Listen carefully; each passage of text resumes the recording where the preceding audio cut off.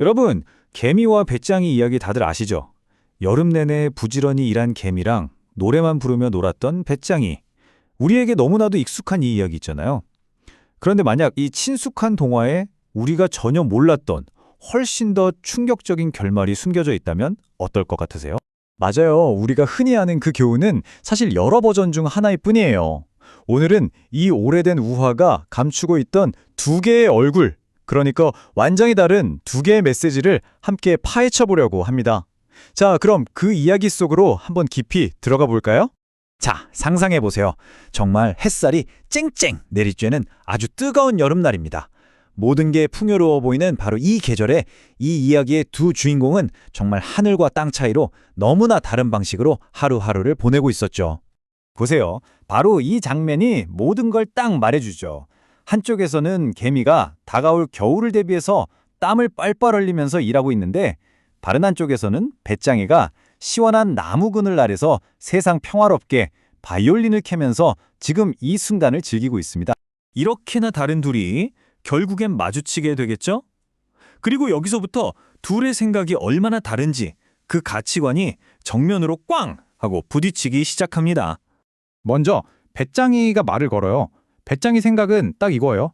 아니 이렇게 날씨가 좋은데 왜 사서 고생을 해? 지금을 즐겨야지. 뭐 이런 거죠.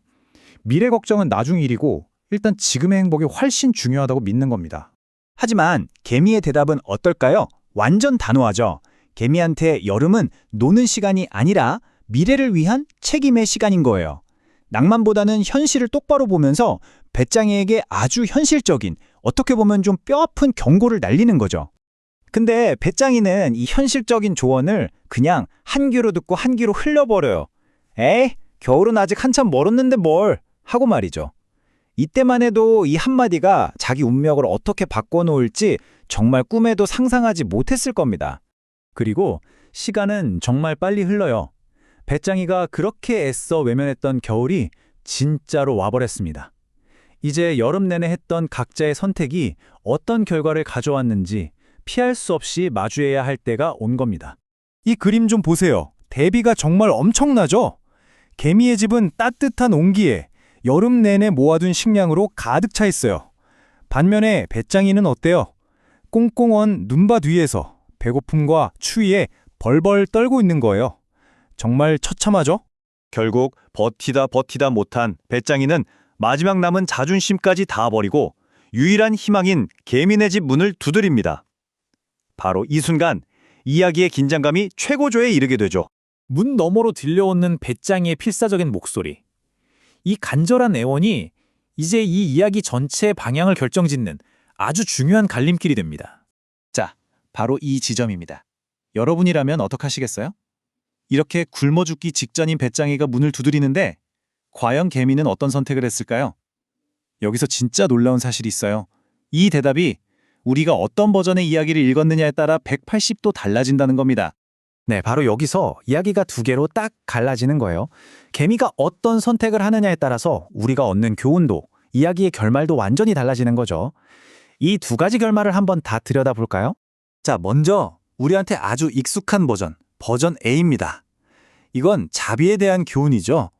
개미가 처음엔 좀 나무라긴 하지만 결국엔 불쌍한 마음에 문을 열어주고 따뜻한 음식과 쉴 곳을 내어줘요. 덕분에 배짱이는 목숨을 구하고 자기 잘못을 뉘우치면서 다시 한번 살아갈 기회를 얻게 되는 그런 해피엔딩입니다. 그런데요, 두 번째 결말, 바로 이솝 우화의 원작은 분위기가 완전히 다릅니다. 훨씬 더 차갑고 어떻게 보면 무서울 정도로 현실적이에요. 여기엔 동정, 자비, 두 번째 기회 이런 거 없습니다. 원작에서 개미가 뭐라고 하는지 아세요? 바로 이겁니다.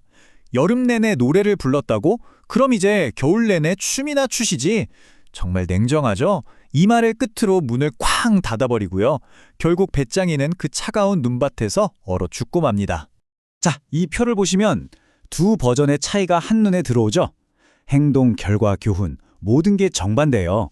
한쪽은 음식을 나눠줘서 살려주고 다른 쪽은 도움을 거절해서 죽게 만들죠.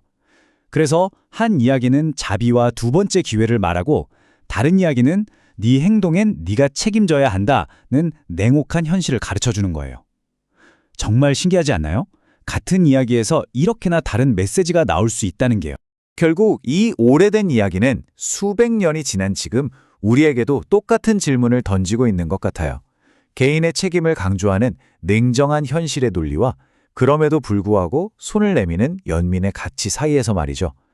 만약 당신이 개미였다면 그날 밤 문을 열어줬을까요? 아니면 굳게 닫아버렸을까요? 한 번쯤 깊이 생각해 볼 만한 질문인 것 같습니다.